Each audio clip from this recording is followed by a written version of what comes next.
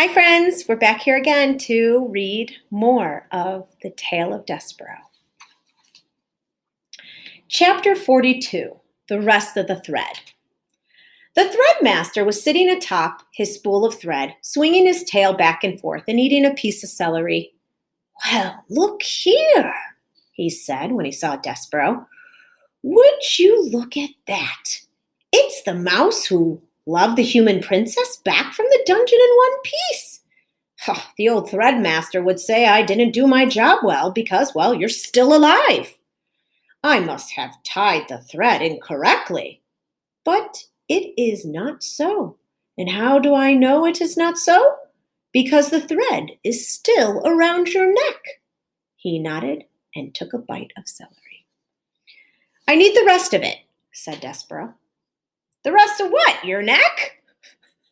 "No, the rest of the thread." "Well, I just can't hand it over to any old mouse," said the threadmaster.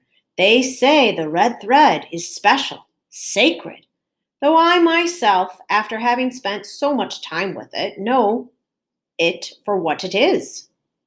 "What is it?" asked Depereaux. "Thread," said the threadmaster. He shrugged and took another bite of celery. "Nothing more, nothing less. But I pretend, friend, I pretend. And what, may I ask, do you intend to do with the thread?" "Save the princess." "Ah, yes, the princess. The beautiful princess. That's how this whole story started, isn't it? I have to save her. There is no one but me to do it. It seems that way with most things. No one to do really disagreeable jobs except oneself. And how exactly will you use the spool of thread to save the princess?" "A rat has taken her into the dungeon, so I have to go back into the dungeon, and it is full of twists and turns and hidden chambers." Like a maze." "Yes, like a maze, and I have to find my way to her wherever she is hidden, and then I have to lead her back out again, and the only way to do this is with the thread. Gregory the jailer tied a rope around his ankle so he would not get lost." As the mouse thought of this, he shuddered, thinking of Gregory and his broken rope, dying, lost in the darkness. "I," said Depereaux, I will use the thread." The old threadmaster nodded. I see, he said. He took another bite of celery. "You, my friend, are on a quest." "Oh, I don't know what that is," said Depereaux. "You don't have to know. You just have to feel compelled to do the thing, the impossible, important task at hand." "Impossible?" said Depereaux. "Impossible," said the threadmaster, "but important." He sat chewing his celery and staring somewhere past Depereaux, and then suddenly he leapt off his spool of thread. "Who am I to stand in the way of a quest?" he said. "Roll her away." "I can have it?" "Yes, for your quest." Depereaux put his front paw up and touched the spool. He gave it an experimental push forward. "Thank you," he said, looking into the eyes of the threadmaster. "I don't know your name." "Hoovis." "Thank you, Hoovis. There's something else, something that belongs with the thread," Hoovis said, and went to the corner and came back with a needle. "You can use it for protection." "Like a sword?" said Depereaux. "Like a knight would have?" "Why, yes," said Hoovis.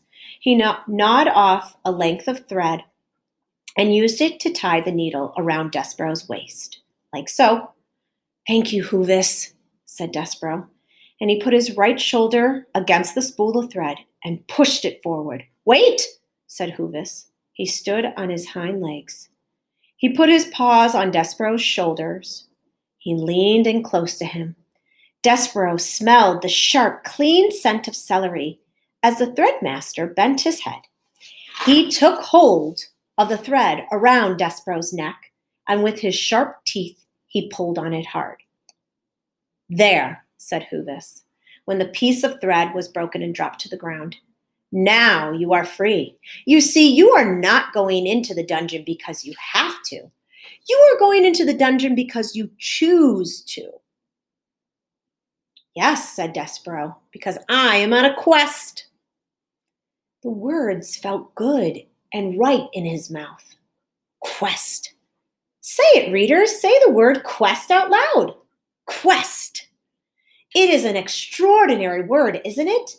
So small, yet so full of wonder, so full of hope. Goodbye, said Hovis as Despereaux pushed the spool of thread out of the threadmaster's hole. I have never known a mouse who has made it out of the dungeon only to go back into it again. Goodbye, friend. Goodbye, mouse among mice. Here is Despereaux. Hovis is standing up, and there's little Despereaux with that sword, the needle around his waist, pushing the spool of thread through the hole.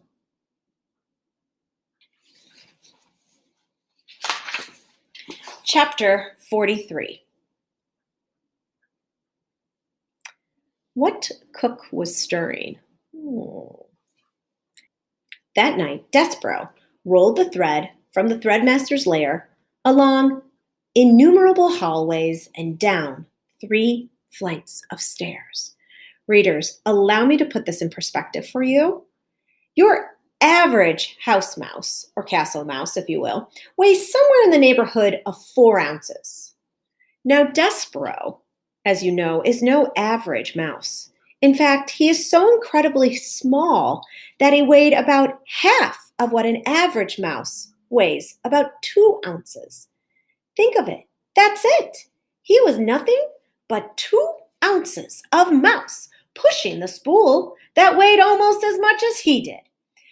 Honestly, readers, what do you think the chances are of such a small mouse succeeding in his quest? Zip, zero, nada. Goose egg. But you must, when you are calculating the odds of the mouse's success, factor in his love for the princess. Love, as we have already discussed, is a powerful, wonderful, ridiculous thing, capable of moving mountains and spools of thread. Even with the love and purpose in his heart, Despereaux was very, very tired when he reached the door to the castle's kitchen at midnight. His paws were shaken and his muscles were jumping, and the place where his tail should be was throbbing. And he still had a very, very long way to go into the kitchen and down the many stairs of the dungeon, and then through, somehow, some way, through the rat-filled darkness of the dungeon itself, not even knowing where he was going. Oh, readers, when he stopped to consider what laid ahead of him, Despereaux was filled with an icky feeling of despair. He leaned his head against the spool of thread. He smelled celery. And he thought of Hovis and how Hovis seemed to believe in him and his quest. So the mouse raised his head and squared his shoulders and pushed the spool of thread forward again into the kitchen, where he saw, too late, that the light was burning. Despereaux froze. Cook was in the kitchen. She was bent over the stove and was stirring something. Was it a sauce? No. Was it a stew? No. Oh, what cook was stirring was soup. Soup, readers! In the king's own castle, against the king's law, right under the king's very nose, Cook was making soup. As the mouse looked on, Cook put her face into the steam rising up from the pot and took in a deep breath. A smile of all smiles she did. And the steam rose around her and caught the light of the candle and seemed to make a halo over her head. Despereaux knew how Cook felt about mice in her kitchen. He remembered quite clearly her instructions to Mig regarding himself. Kill him. The only good mouse is a dead mouse. But he had to go through Cook's kitchen to get to the dungeon's door. He had no time to waste. Soon daylight would be upon us, and the whole castle would be awake, and a mouse would have no chance at all of pushing a spool of thread across the floor without attracting a great deal of attention. He would have to sneak past the mouse-hating Cook now. And so, screwing his courage into the sticking place, Despereaux leaned against the spool of thread and sent it rolling across the floor. Cook turned from the stove, a dripping spoon in her hand and a frightened look on her face, and shouted, "Who's there?" Chapter 44. Whose ears are those? "Who's there?" shouted Cook again. Despereaux wisely said nothing. The kitchen was silent. Said Cook. Nothing at all, just my nerves and my ears playing tricks on me." "Oh, you're a fool," she said to herself, and turned back to the stove. "You're just an old fool, afraid of being caught for making soup." Despereaux slumped against the spool of thread, and as he leaned there, his heart was pounding, his paws were shaking. A wonderful occurrence happened. A midnight breeze entered the kitchen and danced over the stove and picked up the scent of the soup, then swirled it across the floor and delivered it straight, directly to the mouse's nose. Despereaux put his head up in the air. He sniffed. Oh, and he sniffed some more. He had never in his life smelled anything so lovely, so inspiring. With each sniff he took, he felt himself grow stronger and braver. Cook leaned in to the kettle and put the spoon in and took out a spoon and blew upon the spoon and brought it to her lips, sipped and swallowed. Wait, she said, and took another sip. Something is missing. Maybe more salt? She put down the spoon and took an enormous salt shaker and sprinkled salt into the kettle. And Despereaux, feeling embodied by this smell of soup, again set work pushing the spool of thread. "Quickly," he said to himself, rolling the spool across the floor. "Do it quickly. Don't think, just push."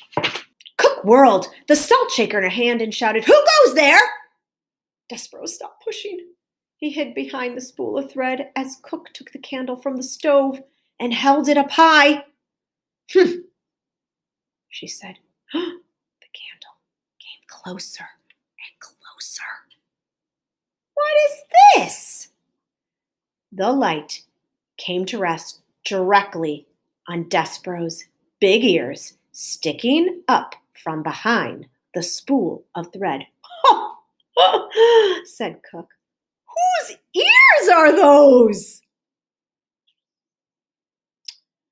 And the light from the candle then shone full of Despereaux's face. "A mouse?" said Cook. "A mouse in my kitchen!" Despereaux closed his eyes. He prepared for his death.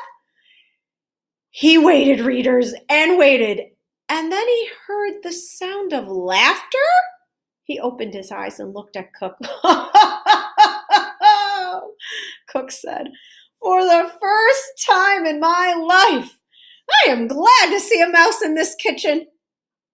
"Why?" she asked. "Why am I glad?" "Oh, because a mouse is not the king's men here to punish me for making soup. That's why, because a mouse is not the king's men here to drag me to the dungeon for owning a spoon. I am Cook, glad to see a mouse." Cook's face was red and her stomach was shaking. She said again, "And not just any mouse. A mouse with a needle tied around his waist? A mouse with no tail? Well, ain't that lovely?" She shook her head and wiped her eyes. "Look, mouse, These are extraordinary times, and because of that, we must have some peace between us. I will not ask what you are doing in my kitchen, and you in return will tell no one what I am cooking." She returned then and went back to the stove and set the candle down and picked up the spoon again and put it into the pot of soup and took it back out and tasted the soup, smacking her lips together. Still not right. Something is missing. Despereaux did not move. He couldn't move. He was paralyzed with fear. He sat on the kitchen floor. One small tear fell out of his left eye. He had expected Cook to kill him. Instead, readers, she laughed at him, and he was surprised how much her laughter hurt. Till next time.